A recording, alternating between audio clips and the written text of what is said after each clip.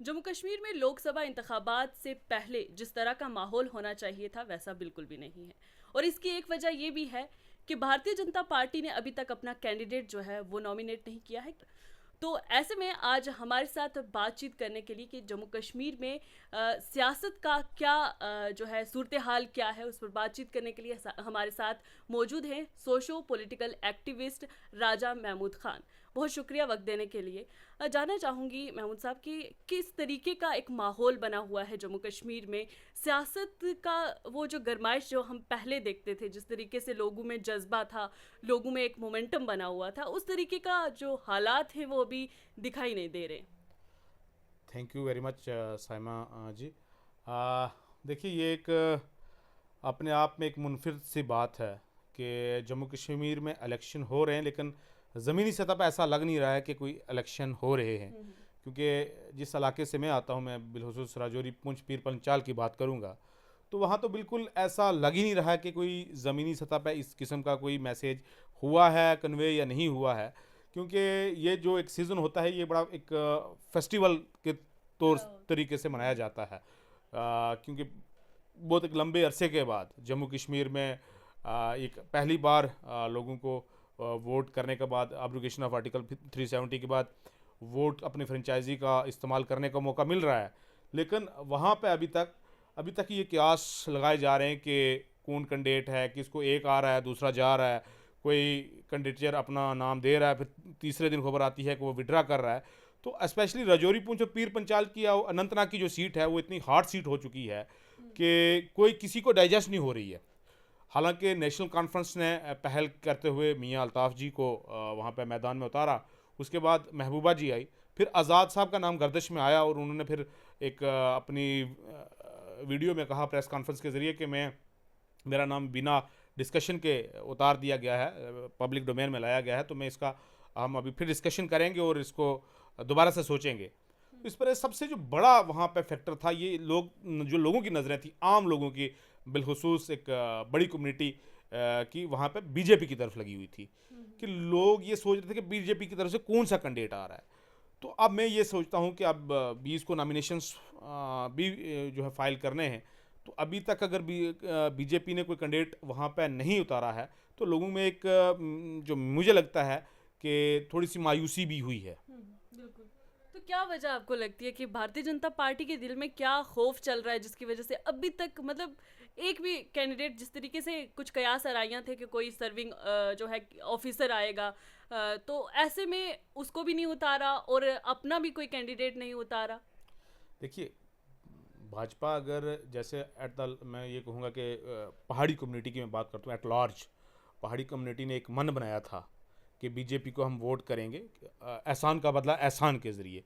क्योंकि आपको पता है कि पहाड़ियों की एक बड़ी लंबी जद्दोजहद थी, उसमें लगभग 40 साल के बाद अगर किसी ने उनकी जो जो एक उम्मीद थी उस पर जो है वो फूल चढ़ाए या उसकी वो मांग पूरी की, तो भारतीय जनता पार्टी थी।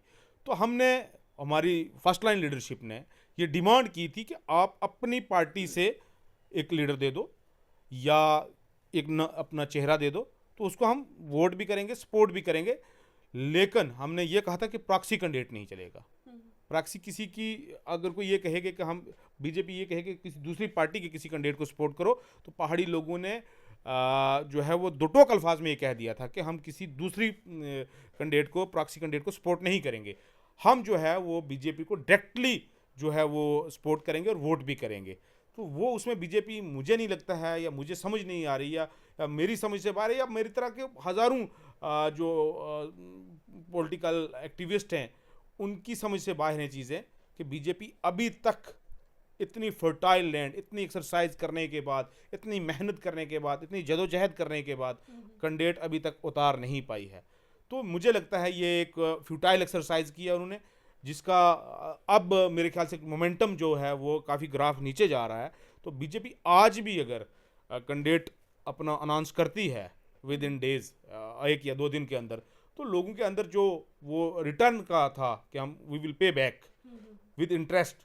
हम सब एक चीज़, अफवाहों के बाज़ार में कुछ अफवाहें ऐसे भी हैं कि अपनी पार्टी को सपोर्ट कर सकती है भारतीय जनता पार्टी। चूंकि पुंछ राजौरी अनंतनाग सीट पर देखें तो एक पहाड़ी लीडर को काफ़ी अरसे के बाद जो है खड़ा किया है, तो ऐसे में आपको नहीं लगता कि वो पहाड़ी लीडर है, आपकी अच्छी रिप्रेजेंटेशन जो है वो कर सकता है पार्लियामेंट में? तो अगर उनको खड़ा किया गया है, भारतीय जनता पार्टी उसको जो है एक हिमायत देती है, तो क्या पहाड़ी कबीला तब भी उनको हिमायत नहीं देगा?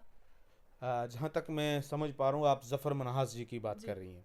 ज़फ़र मनहास जी एक बेबाक, एक बेहतरीन इंसान और बेहतरीन लीडर हैं, लेकिन वो गलत टाइम पे गलत पार्टी से एंट्री हो गई है। जो मैं यह कहूँगा, गलत पार्टी नहीं कहूँगा मैं। अगर किसी को यहाँ से मेरे से किसी की दिलजोई होती है, मैं अपने अल्फाज वापस लेता हूँ। इस वक्त लोगों का सीधा सीधा था कि हम बीजेपी को वोट देंगे। किसी के ज़रिए किसी को वोट देना वो बिल्कुल लोगों को कबूल नहीं है। ज़फ़र साहब के जो इज़्ज़त है वो हमारे दिल में है। उन्होंने बड़ा काम किया है, कल्चरल अकेडमी से लेकर लिटरेचर में पहाड़ी में बहुत काम किया, इसमें कोई शक नहीं है। लेकिन इस वक्त पहाड़ियों के लिए एक मसला एक ही है, पहाड़ियों ने ये मन बनाया हुआ था कि हमने बीजेपी के कमल के फूल के ऊपर वोट डालना है। अगर बीजेपी वो फेल होती है तो मैं पहले ही कह चुका हूँ कि प्रॉक्सी कैंडिडेट कोई भी होगा, चाहे वो आज़ाद साहब की शक्ल में हो, चाहे वो अल्ताफ़ बखारी जी की शक्ल में हो, चाहे वो ज़फ़र मनहास जी की शक्ल में हो, पहाड़ी लोग काबिल कबूल नहीं है। फिर वो वही लोग जो जो वहाँ पर पहली पार्टीज थी, पहली पार्टी जैसे नेशनल कॉन्फ्रेंस है या पीडीपी है या कोई और होगा, उसके जो अपने अपने लीडर्स हैं उधर अपनी चाबी गमाएंगे, इस साइड नहीं जाएंगे वो लोग। क्या लगता है कि लोकसभा इंतखाबात में 2 दिन का वक्फा ही रह गया है, तो अभी तक भारतीय जनता पार्टी ने, जिस तरीके से मैंने पहले ही कहा कि अभी तक अपने जो नुमाइंदा है उसको मंजर आम पर नहीं लाया, तो ऐसे में क्या लगता है कि लोग किस तरफ जाना पसंद करेंगे? क्योंकि जिस तरीके से पहाड़ी कबीले ने वादा किया था कि हम एहसान का बदला एहसान से देंगे, तो अगर बीजेपी उतारती नहीं है तो क्या जो पहाड़ी कबीला है वो अपनी अपनी पार्टियों में जिससे वो मुंसलिक है उसमें जाएंगे या क्या करेंगे? देखिए, एक तो ये जो डिलिमिटेशन के बाद एक नई कॉन्स्टिट्यूंसी बनी थी, उसमें एक इतना बड़ा फला हो गया है कि मैं आपको बताऊं, अनंतनाग राजौरी पुंछ। अब आपको पता है कि पिछले 3-4 दिन से बहुत ज़ोरों शोरों से बारिशें, बर्फबारी हुई, रोड बंद है वहाँ पे। जी। जियोग्राफिकली हम टोटल हमारा जो है वो कोई कट ऑफ हो गया है। अब ये इतनी बड़ी मुश्किल है हमारे लिए, अगर हमारी ये इन्होंने अनायत करनी थी तो हमें राजौरी पुंछ या रियासी मिला के कॉन्स्टिट्यूंसी दे देते तो हमारे लिए बहुत बेहतर होता। काम करने के लिए भी, इलेक्शन के नज़रिए से भी देखते या किसी और नज़रिए से भी, लोगों के डेवलपमेंट पैरामीटर के लिए भी देखते। अब यहाँ पे ये दिक्कत खड़ी हो रही है कि जिस तरीके से आपने सवाल किया कि अगर भारतीय जनता पार्टी यहाँ पर कैंडिडेट नहीं खड़ा करती है तो जाहिर सी बात है, जो इस वक्त इससे पहले एक रुझान था वहाँ पर या लोगों की सोच थी कि जो मुकाबला होगा वो भारतीय जनता पार्टी और नेशनल कॉन्फ्रेंस के बीच में होना है। मियां अल्ताफ साहब एक बड़े कद के लीडर थे, तो उनके बीच में ये सारा जो खेल होना है। अब भारतीय जनता पार्टी अगर वहाँ से अपना कैंडिडेट विड्रा करती है या नहीं लाती है या किसी भी कारण, वो भारतीय जनता पार्टी बेहतर जानती है। पहाड़ी लोग जो अपनी जिन्होंने ज़बान की थी कि एहसान का बदला एहसान, आपने बड़े लीडरों के इंटरव्यू भी कंडक्ट किए होंगे और सुना भी होगा सोशल मीडिया के ज़रिए, जैसे मुर्तज़ा खान है, इकबाल मलिक जी हैं या दूसरे और लीडर थे, उन्होंने कहा कि हम we are committed to vote for BJP. But अगर वो नहीं आते तो उनकी तरफ से कमी रह रही है, हमारी तरफ से कमी नहीं है। तो दूसरा क्वेश्चन जो आपने कहा था कि क्या लोग वापस उन्हीं पार्टी, तो जाहिर सी बात है जब लोगों के पास ऑप्शन नहीं होगा तो ऑप्शन दो ही बच रहे हैं, या नेशनल कॉन्फ्रेंस या पीडीपी। तो फिर बंदा सोचेगा यार किसको देना है, इनमें से किसी एक को दे दो। तो इससे भारतीय जनता पार्टी को आने वाले इलेक्शन यानी कि असेंबली इंतखाबात में काफ़ी असर जो है वो पड़ेगा इससे।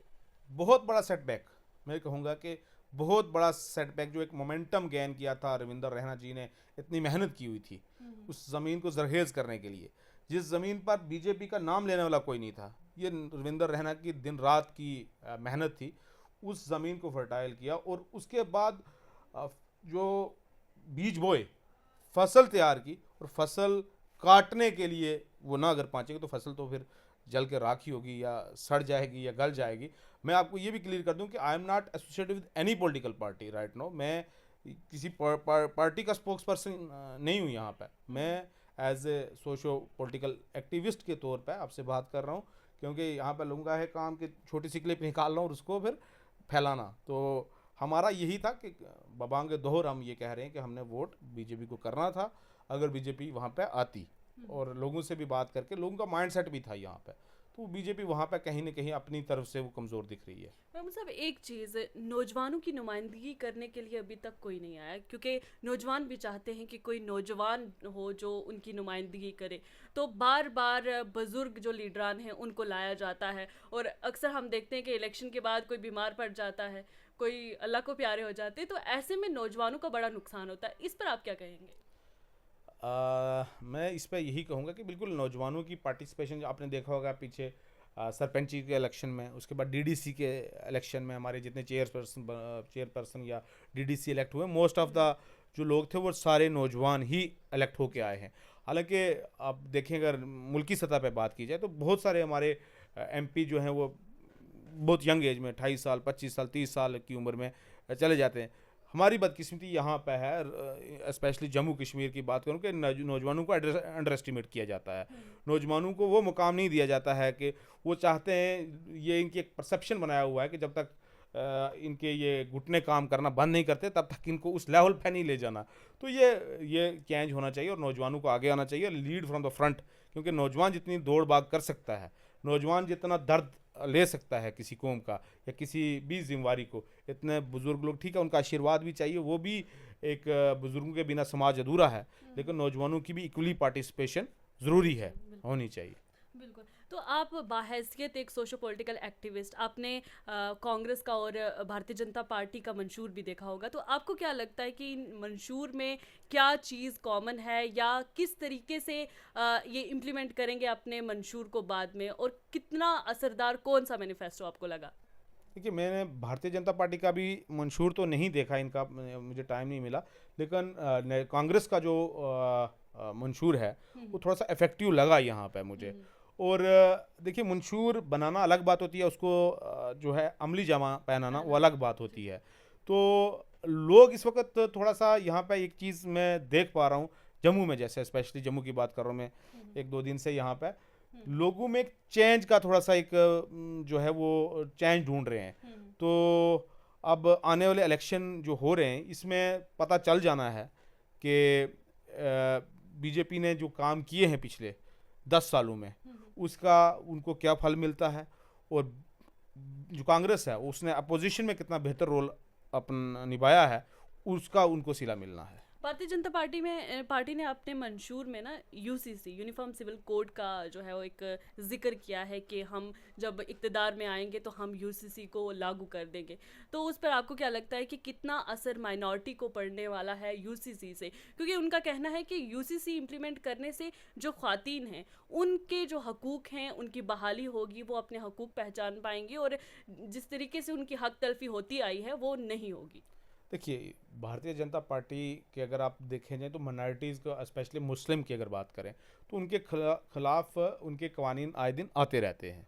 मैं अगर यहाँ पर आपके चैनल के माध्यम से क्लियर करूँ, उसके बाद ट्रिपल तलाक इन्होंने क्लियर किया, उस पर इन्होंने कानून बनाया। उसके बाद अब यूसीसी जैसे आप बात कर रहे हैं, मुझे बताएं पहले हिंदुस्तान के कानून के अंदर कहाँ पे कमी थी जो मुसलमानों को, या स्पेशली वुमेंस के ऊपर आप बात करें, मुस्लिम वुमेंस की ही बात होती है अगर, तो कहाँ पे उनको पीछे छोड़ा हुआ था, कौन से जो ऐसे जगह थी जहाँ पे उनको मौका नहीं मिलता था अपने टैलेंट को सामने लाने का या अपने आप को सामने लाने का।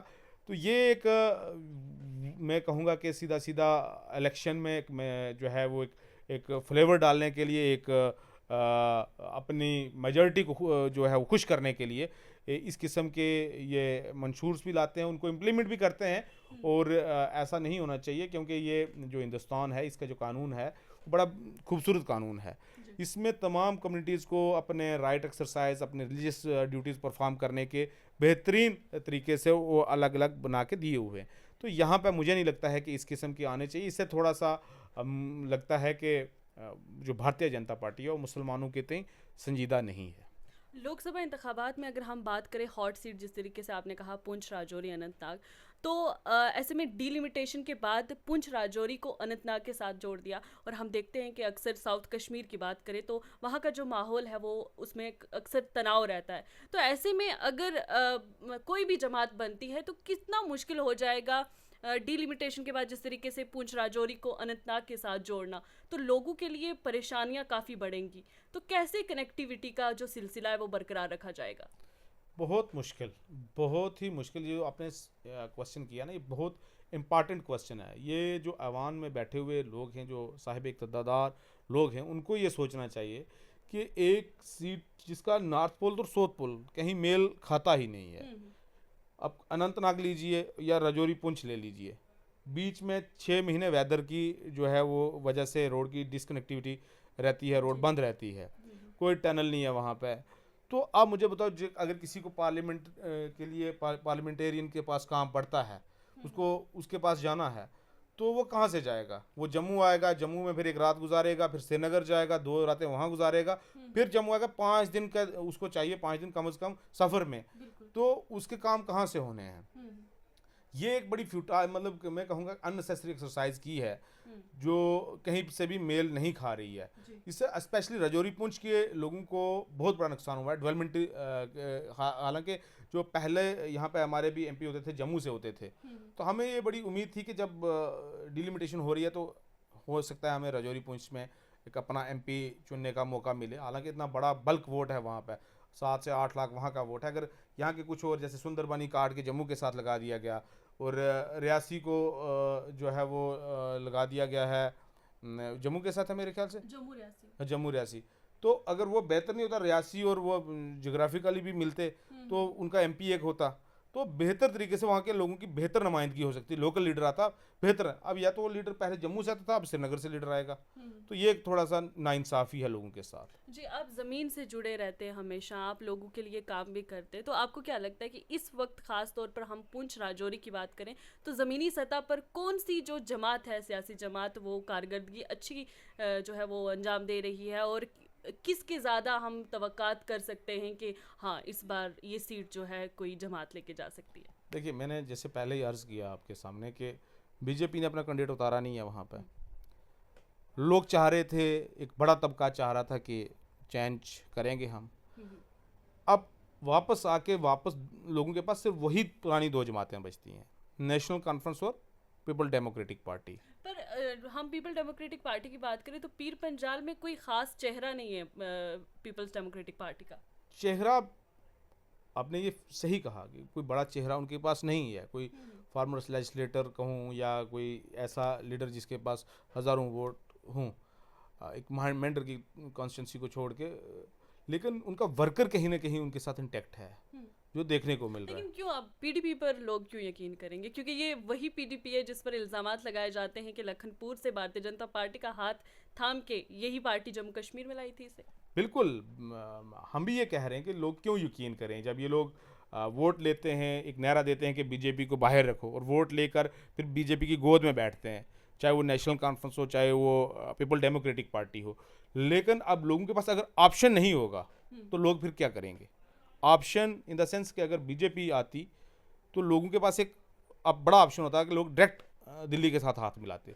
तो अगर दिल्ली के साथ डायरेक्ट हाथ नहीं मिल रहा तो फिर वही वापस लोग जाएंगे पीपल डेमोक्रेटिक के। अब इन्हीं दोनों मतलब ऐसा हो सकता है कि पीडीपी का और हम कहें नेशनल कॉन्फ्रेंस का हेड टू हेड जो मुकाबला है वो हो सकता है। हाँ, अगर बीजेपी नहीं आई, मैं आप कैंडिडेट नहीं उतारती, बीजेपी नहीं आई, तो पीडीपी और नेशनल कॉन्फ्रेंस का बड़ा क्लोज कंटेस्ट होगा वहाँ पे उस सीट पे, क्योंकि एक मियाँ साहब एक उस खानवादे से आते हैं जिस खानवादे ने स्पेशली राजौरी पुंछ में या मैं कहूँगा on the whole Jammu Kashmir में एक बड़ी कंट्रीब्यूशन है, पॉलिटिकली भी और मैं रूहानियत के हिसाब से भी कहूँगा।